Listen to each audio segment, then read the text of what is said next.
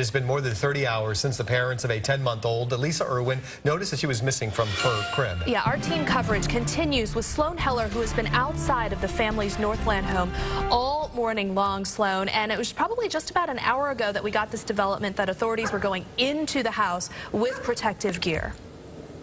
Absolutely. Good morning, Chow. It was about 9:45 or so. We started seeing these FBI agents going in with these white suits. There's the home right there behind me, and you can see there are some police officers out here and some agents with the canine unit. But earlier, about, I would say, 10 or 12 agents going in and out of the home. They were going into the backyard.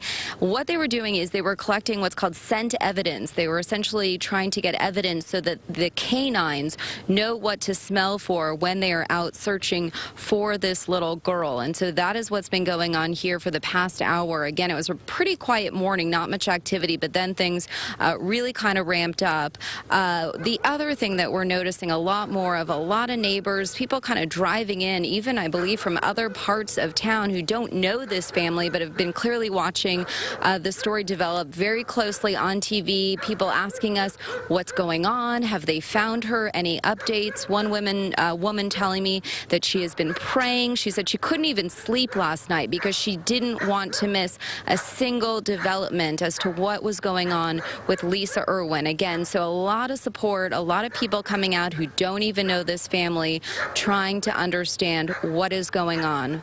In the meantime, though, family members, neighbors, nobody has heard from this little girl's family since they went to talk to police yesterday. They went in for questioning as part of a routine, and nobody has talked to them since. And so we're anxiously waiting to talk to them. We want to hear from the family, but at this point, the family says they're not going to say anything until they get the go-ahead from Lisa's dad.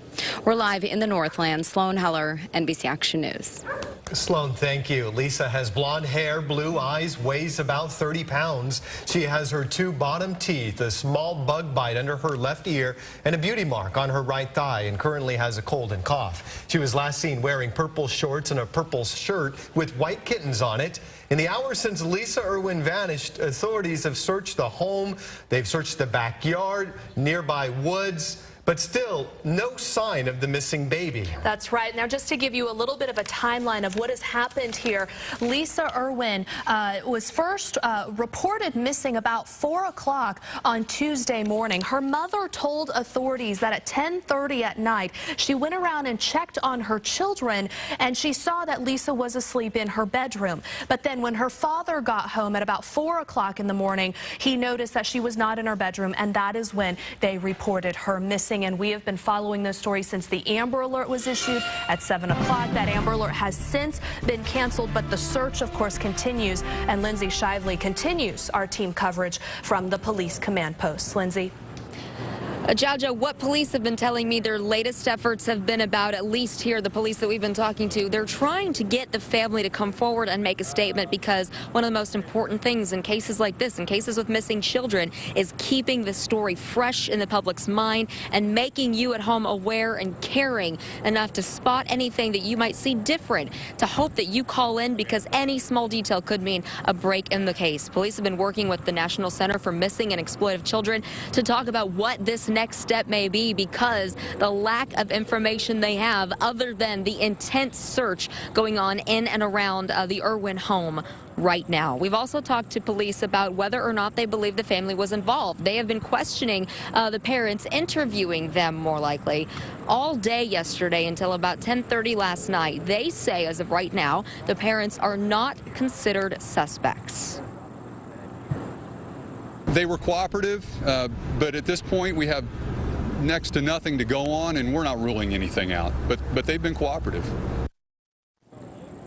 That has kind of been the way this entire investigation has gone. The information we get is maybe this is a possibility, maybe somebody went in through the window, maybe it was an intruder, maybe it was a family member. Nothing has been ruled out, and you heard in their own words they had next to nothing to go on. That could be rapidly changing. We're going to be here all morning, and we're going to have Sloane over there at the house too to let you all know the very latest. We're live this morning. Lindsay Shively, NBC Action News.